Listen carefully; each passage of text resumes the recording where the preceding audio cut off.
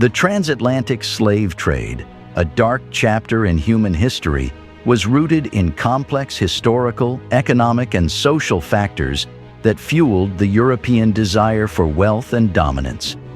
This trade, which saw millions of Africans forcibly taken from their homes and transported to the Americas, played a significant role in the perpetuation of racism, segregation, and discrimination that many people of African descent continue to face today.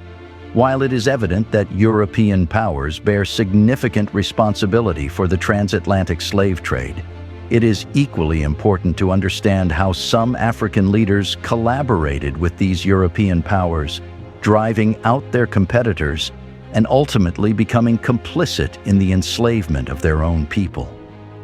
This video reveals the dark truth of Africa's part in the transatlantic slave trade that led to European dehumanization of Black people.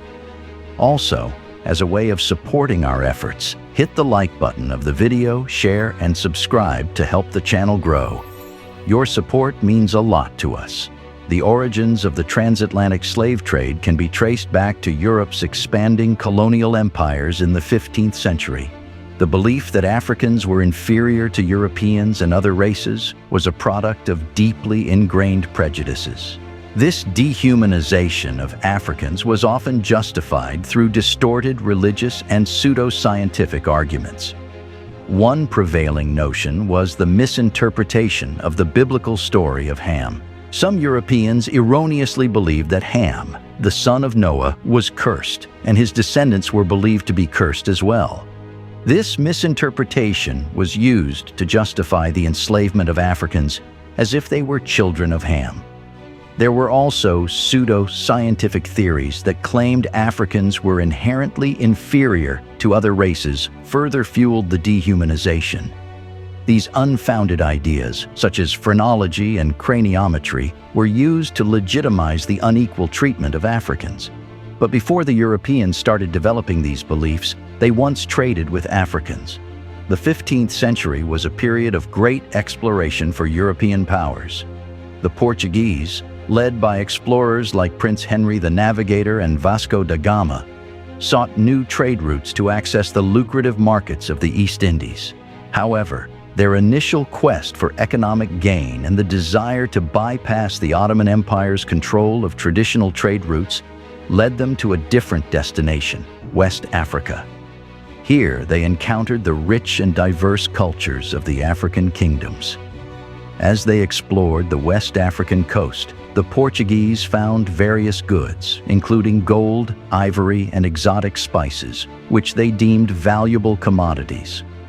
This discovery shifted their focus from an eastern trade route to exploring opportunities for trade in West Africa. At around the same time, the Europeans discovered the New World in the Americas, thanks to Christopher Columbus. In a short span of time, the Europeans colonized the New World, turning its people into slaves in their own land. In time, the New World colonies, particularly in the Americas, faced a significant labor shortage as a result of diseases, harsh working conditions, and high mortality rates among indigenous populations. European colonists needed a reliable labor force to cultivate cash crops like sugar, tobacco, and cotton. As the demand for labor in the New World, particularly in emerging plantation economies, grew, the European powers, the French, English, Spanish, Dutch, Danish, including the Portuguese, turned their sights to Africans, who they thought would provide a more consistent supply of slaves. This marked the transition from trading for African commodities to capturing Africans themselves. European powers, including the Portuguese, increasingly turned to capturing Africans and forcing them into bondage.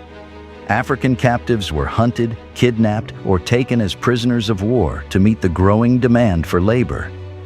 The brutality and dehumanization that characterized this phase of the trade marked the beginning of a much darker era. However, Africans would not be so easily captured. African communities held the upper hand in terms of knowledge of the local terrain and defensive strategies.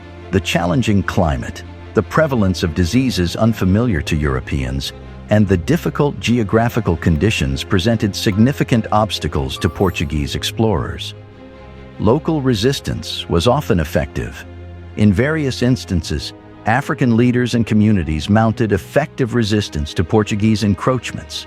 The resistance included fierce battles and the ability to adapt to new circumstances, making it challenging for the Portuguese to establish a firm foothold. European powers realized that they could overcome the challenges they faced in capturing Africans by encouraging African leaders and communities to actively participate in the slave trade.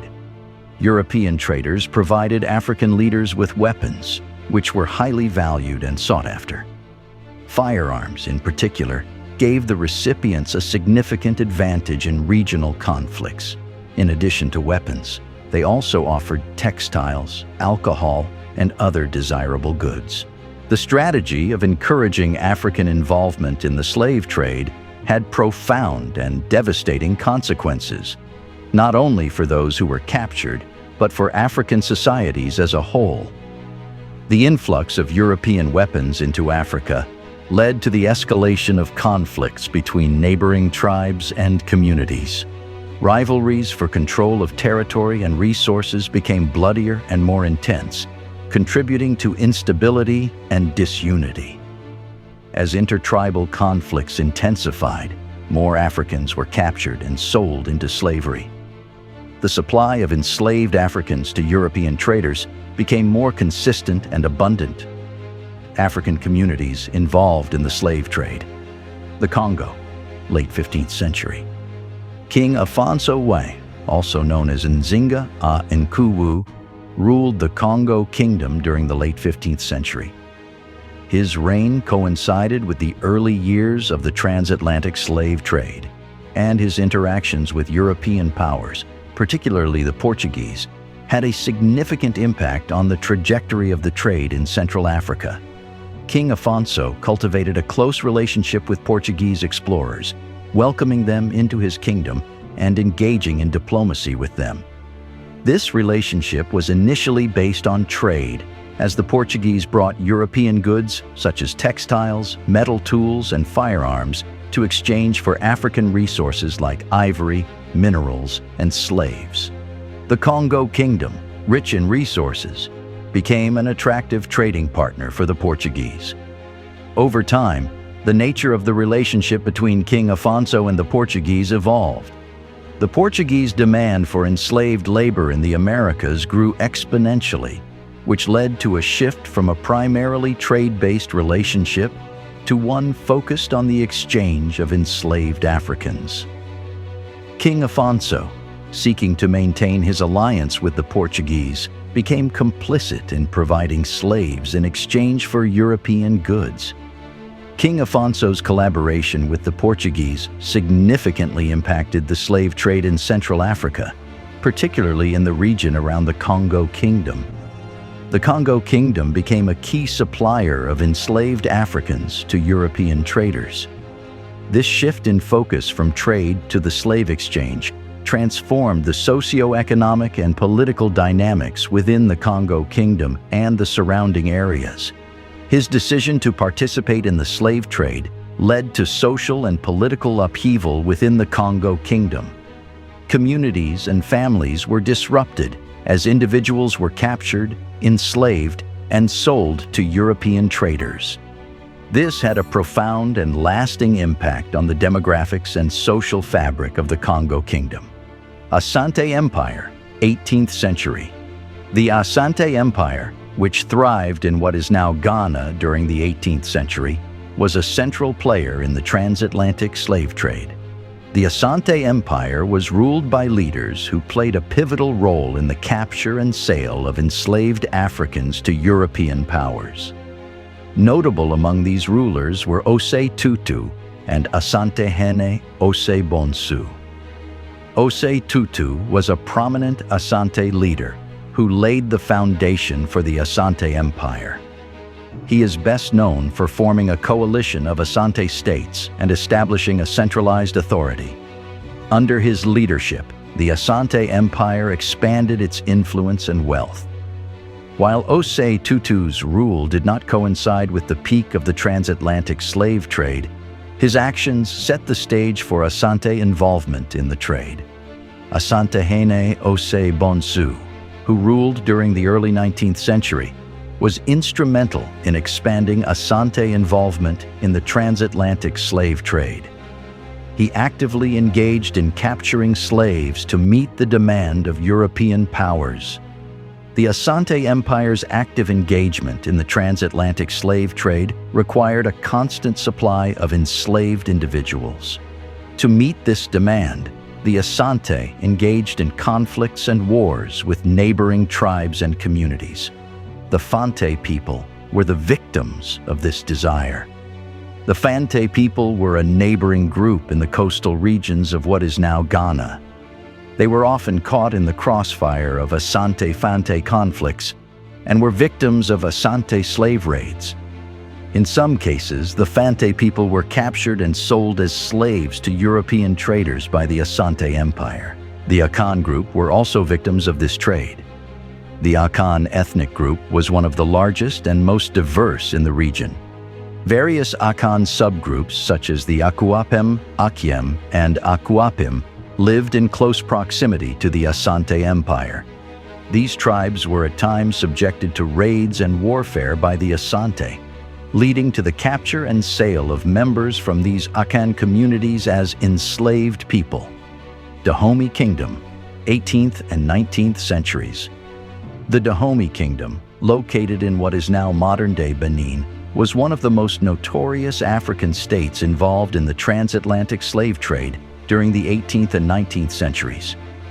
Led by rulers like King Gezo, the kingdom played a significant role in supplying European traders with enslaved Africans. King Gezo, who ruled Dahomey from 1818 to 1858, was a key figure in the kingdom's participation in the slave trade. He expanded his empire through a combination of conquest and warfare, often targeting neighboring tribes and communities. The captives taken in these campaigns were subsequently sold into slavery.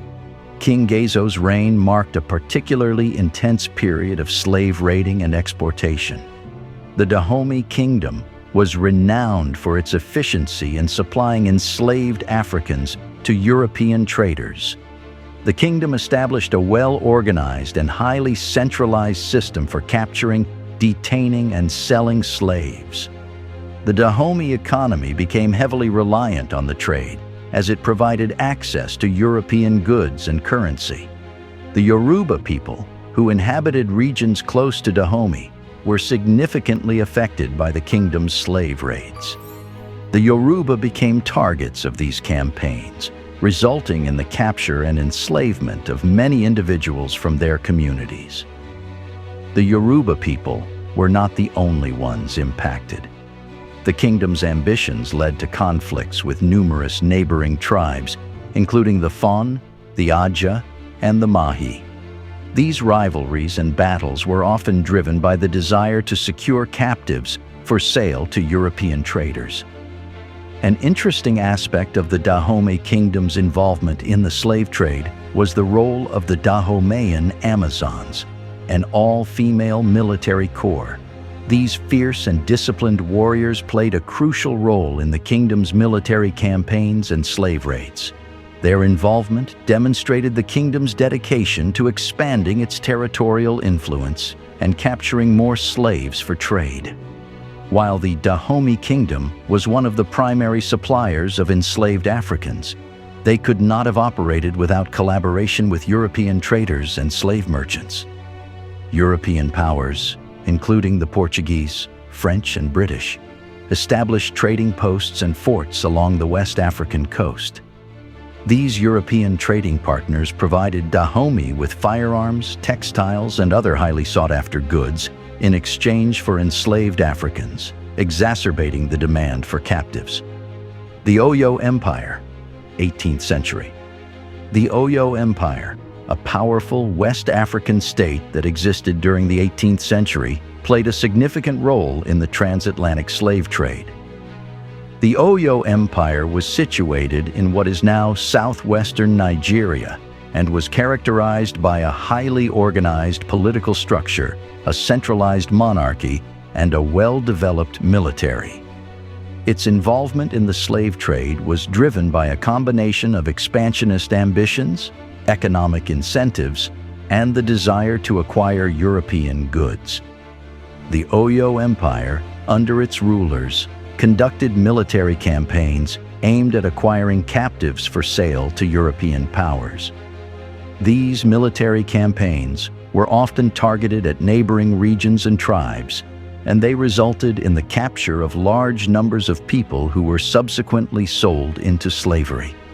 The Oyo military, known for its discipline and organization, played a pivotal role in these campaigns. They were equipped with advanced weaponry, including firearms, which gave them a significant advantage in conflicts with neighboring tribes and communities. The superior firepower of the Oyo military made it possible for them to capture and subjugate other groups, providing a steady supply of enslaved Africans for trade. Oyo's expansionism led to the encroachment and subjugation of various neighboring tribes, including the Igbo and Ewe people.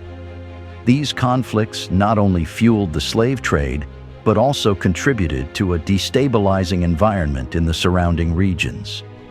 Igbo and Aro Confederacy, 18th and 19th centuries.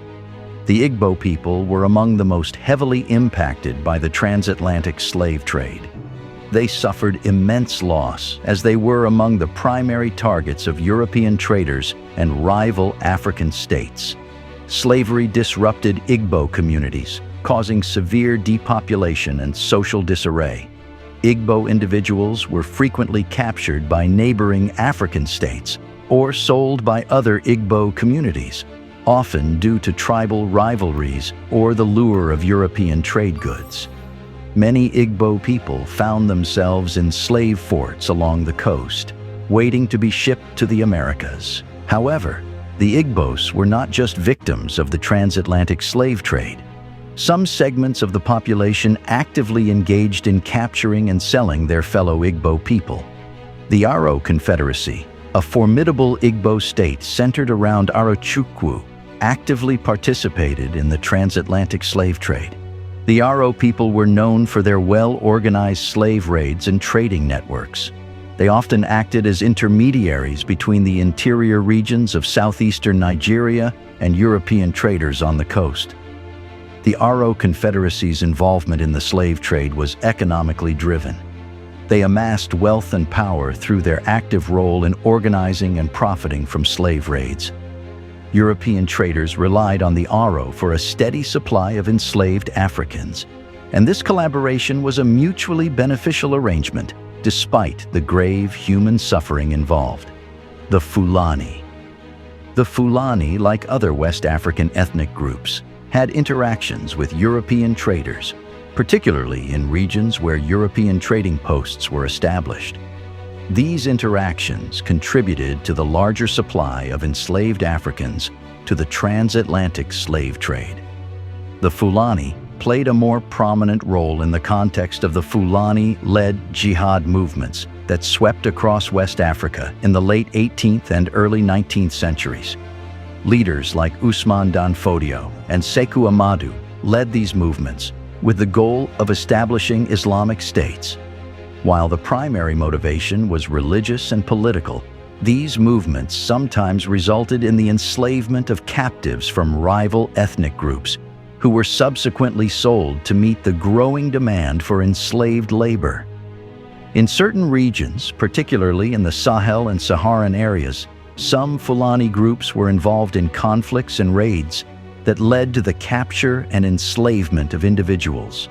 Sanai Empire, late 16th century. The Sanai Empire, one of the most powerful West African empires, had its own complex involvement in the transatlantic slave trade.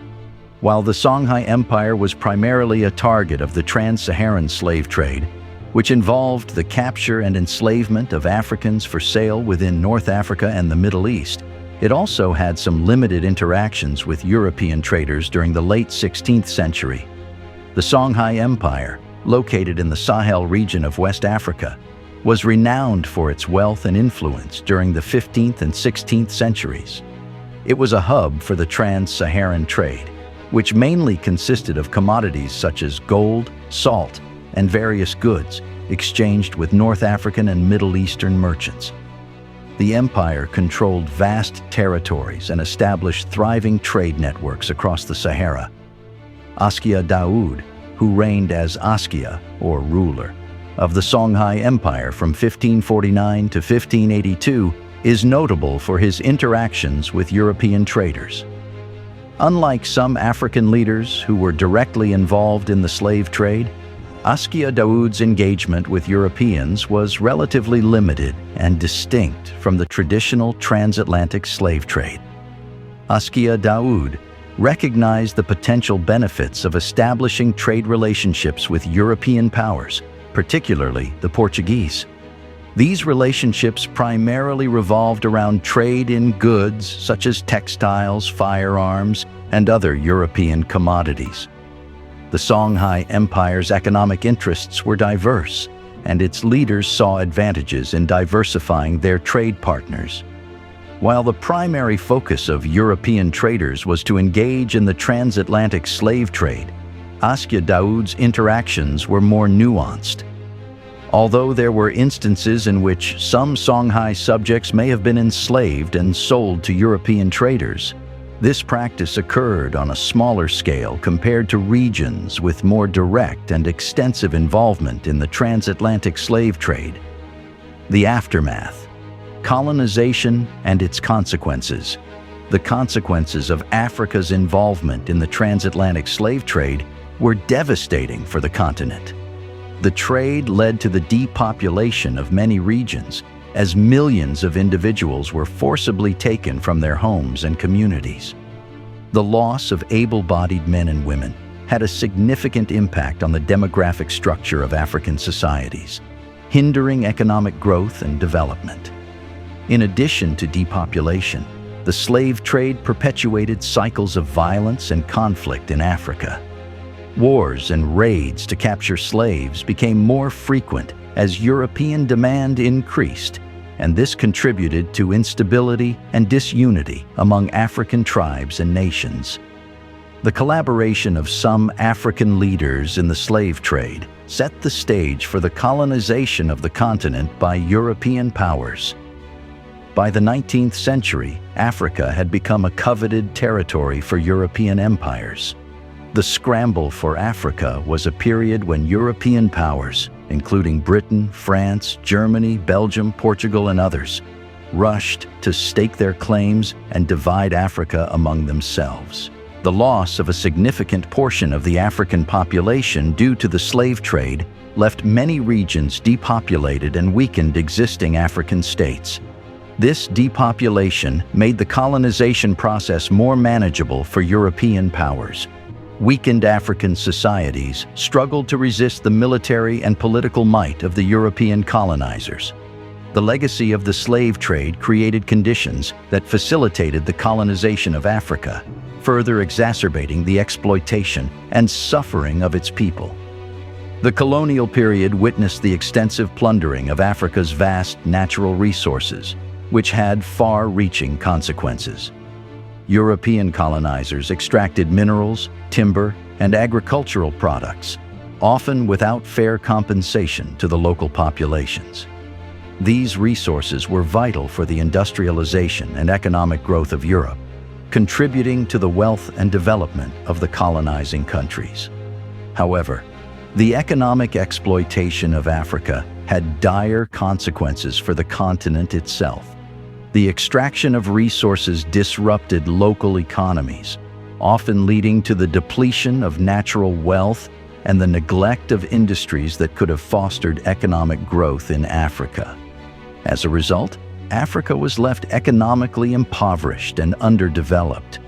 The exploitation of resources created significant disparities in wealth and development between African nations and their colonizers, which persist to this day.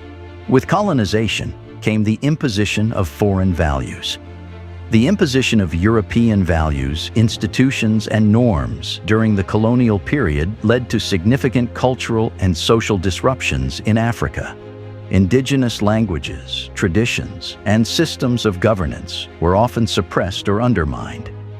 European languages and legal systems were introduced, and traditional cultural practices were marginalized. The cultural and social disruption caused by colonization had long-lasting effects on the identity and cohesion of African societies. It often led to a loss of cultural heritage and the erosion of traditional values. Moreover, the introduction of Christianity, which was frequently propagated by colonial powers, contributed to religious shifts and cultural tensions in many regions. Colonial boundaries, which were often arbitrarily drawn without consideration for existing ethnic and cultural divisions, continue to be a source of political instability in post-colonial Africa. These borders disregarded the pre-existing social and tribal structures, leading to the creation of multi-ethnic and culturally diverse nations. This has resulted in challenges related to governance, as these diverse groups often grapple with issues of representation, power sharing, and identity. Many post-colonial African nations have faced ongoing political instability, including ethnic conflicts and struggles for political control. These conflicts have been exacerbated by the legacy of colonial-era borders and governance structures, which have perpetuated divisions and animosities among different ethnic groups. Colonization also had a long-term impact on Africa's economic dependence on former colonial powers. Post-independence, many African nations continued to rely on their former colonizers for trade relationships, infrastructure development, and even military support. This dependency has often limited economic self-sufficiency and hindered the growth of indigenous industries. The history of Africa's role in the transatlantic slave trade is a complex and painful one. While the European powers bear significant responsibility for initiating and perpetuating the trade, it is crucial to acknowledge the involvement of some African leaders who facilitated the trade for their own gain. Their collaboration with European powers, including the Portuguese, Spanish, French, British, Dutch, and Danish, contributed to the suffering of millions of Africans who were forcibly enslaved and transported to the Americas. The transatlantic slave trade left a deep scar on the African continent, leading to depopulation, economic stagnation, and social upheaval. The aftermath of the trade saw the colonization of Africa by European powers, which further exacerbated the exploitation of the continent's resources and peoples. Recognizing Africa's part in the transatlantic slave trade is essential for a comprehensive understanding of this historical atrocity. It serves as a reminder of the complex interplay of interests and motives that led to the suffering of countless Africans and the lasting impact on the continent's history and development. It is a somber testament to the human capacity for both collaboration and cruelty, and a call to remember the past to ensure a better future. This brings us to the end of this video. Tell us what you think in the comments section, as we are always interested in your thoughts. As always, don't forget to like the video, subscribe to our channel, and share our videos to let more people know the truth about Blacks and to hear their own part of the narratives. Thanks for watching.